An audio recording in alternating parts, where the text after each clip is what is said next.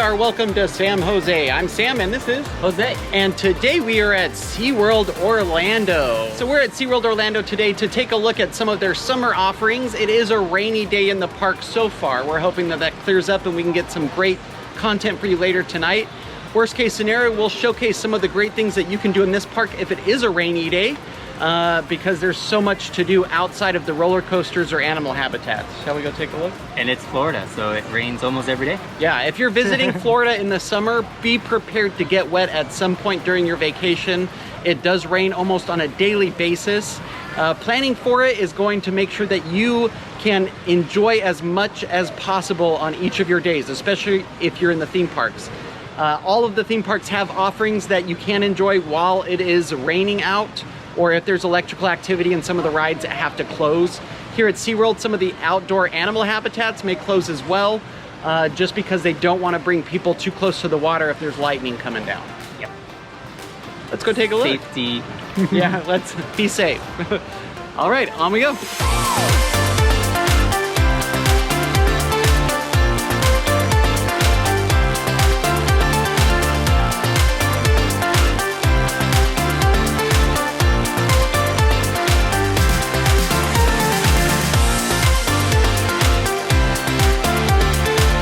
Used to be able to go up and interact with the dolphins even if you weren't paying to feed them. Looks like that has changed. So you do have to pay to have that experience even up close. But you can look down on the waters from this side, which are really, really beautiful. And again, this is all in the Key West themed section of the park. You've got Stingray Lagoon, and this used to be Dolphin Cove, I believe. Got the overlook here.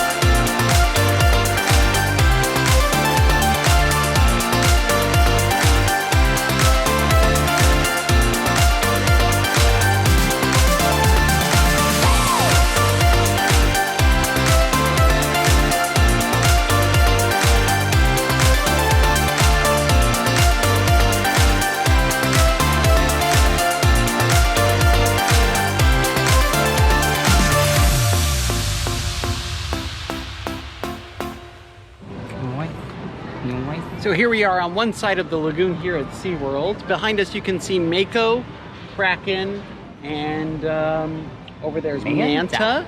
And the observation tower. You've got the whole waterfront district? Yeah, the waterfront. Waterfront. It's called the Waterfront, yeah. And then over on the far side over here to your left is going to be all of the Bayside Stadium, where they do a lot of their extra events and seasonal offerings. That's where they're gonna have a lot of their Electric Ocean offerings tonight, as well as when they do their Halloween and Christmas events, a lot of it will take place over there as well. We are over here by Shamu Stadium, where they do their Orca show, Orca Encounter, and other great stuff. Down with Shamu. We are down with Shamu. Dine. Oh. They do dine with Shamu. They do dine with Shamu. Oh, that's the owner. I want Shamu to sit next to me on the table and like eat with me. I'd be like, oh, this fish is really good. That's a good fish. I'm having a good fish too.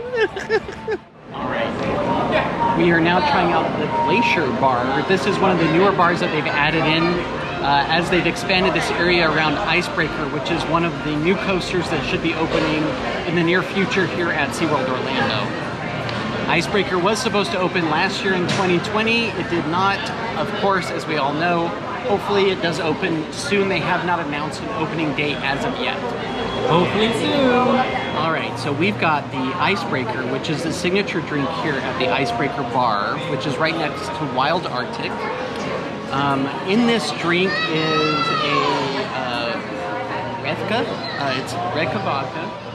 It's got Icelandic glacier water in it, so we'll see if that really adds flavor or dynamic. It's Florida tap water.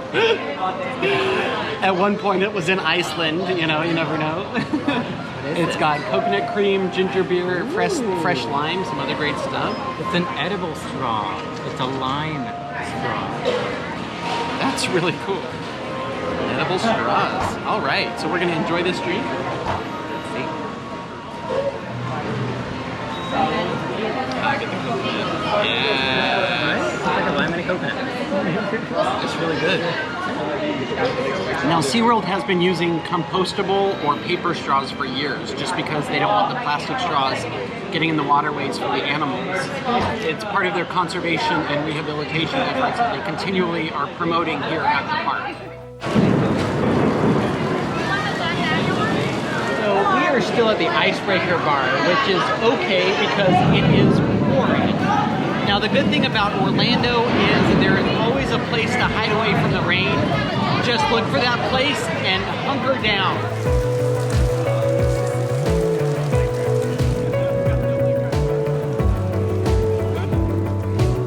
We're gonna stay under the cover here at the Icebreaker Bar for just a little bit longer until this storm passes. We're undercover, we've got our libations, we're really happy right now, so there's no reason to move on. Nothing's open right now anyways because of the rain. And lots of lightning and thunder. Welcome to Florida. What are we doing? We are going across the waterfront right now. It has just rained, so we are dealing with the after effects of a great big rainstorm. A lot of the electric ocean stuff or the summertime event stuff that we are waiting to see should still be on for this evening, so we are going to hang around and wait to see if the festivities start.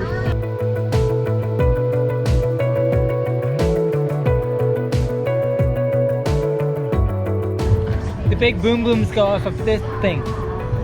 AKA, by big boom booms, he means fireworks. The big boom boom. The big boom boom is a firework. We'll see them later on today at 10 o'clock. AKA, we'll see big boom booms at 10 o'clock. Yeah. The fireworks.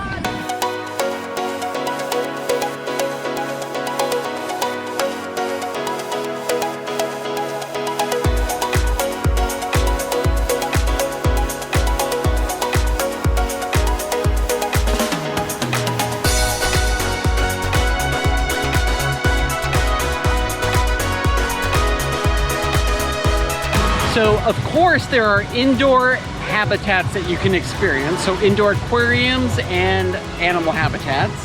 This is one of my favorite aquariums that they have here. It's just beautiful. It's beautiful. They've got stingrays and other great stuff inside, an octopus and lots of coral reef. This is actually one of the few places in the park where you can see real live coral reefs. Yeah. Let's do it. Ah!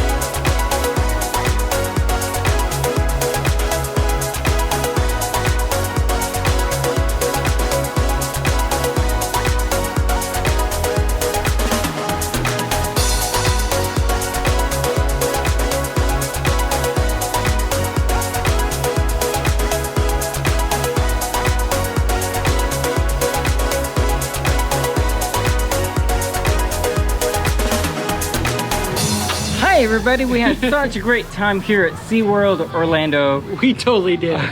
It's indescribable. If you actually had the time to make it out here for their Electric Ocean event, make it out here. It's been such a blast. Such a blast. The performers, the team, The fireworks, the acts, the fireworks have been on point. Amazing. amazing. We loved it. We are welcome to San Jose. SeaWorld Orlando. Electric Ocean. Come on out.